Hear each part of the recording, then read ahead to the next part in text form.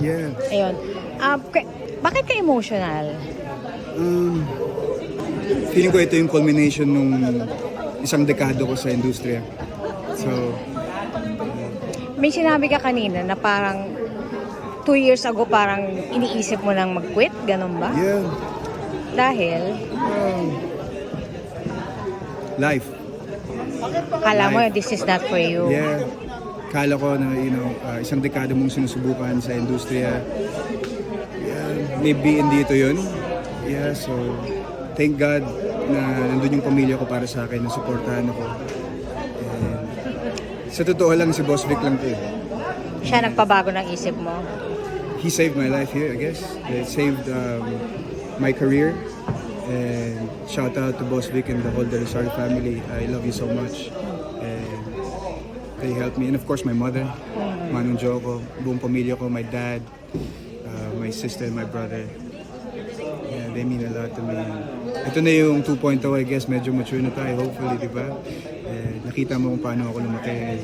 Hindi ako nagmamalinis, pero I just strive to be a decent man and a good man at the end of the day. And yung character na to, yun yung patunay sa akin na I just want to be a respectable man. Pero, has this always been a dream? Action star? Yeah. Hindi artista lang, action star talaga yung goal mo.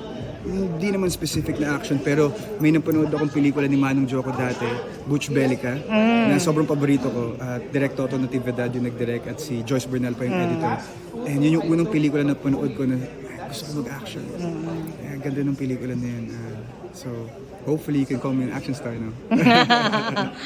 Ano sabi ng dad mo? Approve naman. Sabi ni mommy na ito yung isa sa mga serye na papanoorin niya. So, I just hope that gumawa kami ng quality content para sa lahat ng tao ng Pilipinas. Or abroad too. Anong rating mo sa sarili mo sa yung first Alam mo action naman, series? I don't, feeling ko marami pa akong bigas na kakainin lagi. So, I can't rate myself. Kayo na maggawa nun. Pero I can promise you na I'm just gonna try to do my best kahit kailan. Yes. Invite mo na ang ating mga viewers. Oh my God.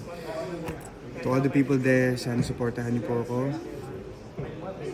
Lumuhod ka sa lupa, April 8, 2:30 p.m.